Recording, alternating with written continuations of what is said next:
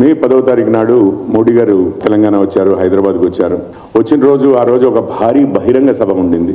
ఆ బహిరంగ సభలోనే దేశం ఎదుర్కొంటున్న సవాళ్ల గురించి, వాటిని అధిగమించడానికి దారి అంటూ ఒక సప్తసూత్రాలు అంటూ మనందరికీ చెప్పడం జరిగింది. అయితే ఇమీడియట్ గా ప్రతిపక్షాలన్నీ దేశానికి ఒక పెద్ద ఆర్థిక సంక్షోభం వచ్చిందని, కొందరైతే ఏమంటే ఫైనాన్షియల్ ఎమర్జెన్సీ డిక్లేర్ చేయాలి, మోడీ గారు అసలు మనకేం చెప్పట్లేరు, డైరెక్ట్ గా వచ్చి ఒక బాంబు పేల్చి వెళ్లారు, ఎన్నికలు అయిపోయాయి, ఇక వడ్డన మొదలవుతుంది అన్న టైప్ లో ఇంకే మొన్న ₹3 పెరిగినప్పుడు కూడా ఇదే మొదలైంది. అయితే నేను ఒక నేపథ్యం చెప్పాలను. మోడీ గారు ఏమీ ఘనంగా పెళ్లిళ్ళు జరుపుకోవద్దని చెప్పలేదు, మోడీ గారు ఏమీ విహారయాత్రలకు వెళ్ళొద్దని చెప్పలేదు, మోడీ గారు ఏమీ తీర్థయాత్రలకు వెళ్ళొద్దని చెప్పలేదు, మోడీ గారు ఏమీ ప్రయాణాలు చేయొద్దని చెప్పలేదు.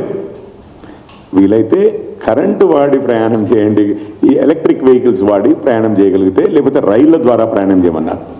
మోడీ గారు ఏమి బంగారం కొనొద్దని చెప్పారు అని అంటే మిమ్మల్ని పెట్టుబడులు పెట్టొద్దని చెప్పలేదు.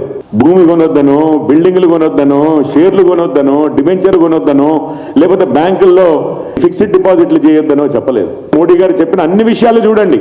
వంట నూనెలు మనం దిగుమతి చేసుకుంటాం 55% వరకు. పెట్రోల్ డీజిల్ మనము 85% నుంచి 90% దిగుమతి చేసుకుంటాం.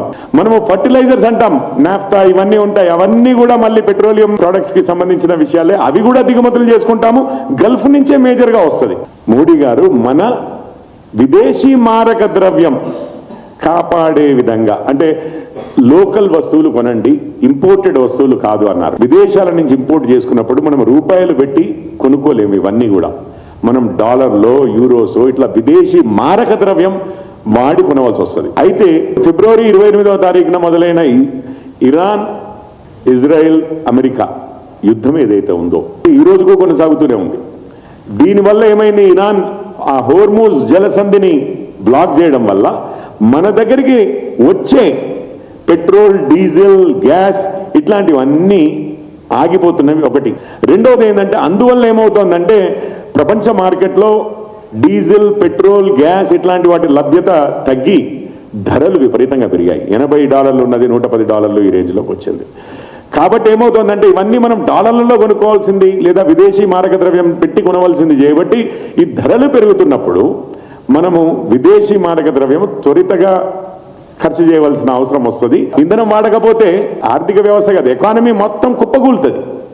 కాబట్టి ఇంధనం ఎట్లాగూ వాడేది చేయబట్టి, మన దగ్గర లేదు చేయబట్టి, బయట నుంచే తెచ్చుకోవాలి చేయబట్టి, కాస్త మనందరము వినియోగాన్ని తగ్గించుకుంటే, పొదుపు చర్యలు తీసుకుంటే మన దేశ ఆర్థిక వ్యవస్థకి ఎటువంటి నష్టం లేకుండా, అంటే మన విదేశీ మారక ద్రవ్యాన్ని ఇంకా ఎక్కువ దూరం సాగదీయొచ్చు. మన ఎక్స్పోర్ట్స్ జరుగుతూనే ఉంటాయి, ఇంపోర్ట్స్ జరుగుతూనే ఉంటాయి. కానీ ఎక్స్పోర్ట్స్ ఒకటేసారి పెట్రోల్ ధరలు పెరిగాయి కదా అని మన ఎక్స్పోర్ట్స్ని కూడా తెల్లారే పెరగవు కదా. అందుకని ఆ మారక ద్రవ్యాన్ని నిల్వ చేసుకుంటాం.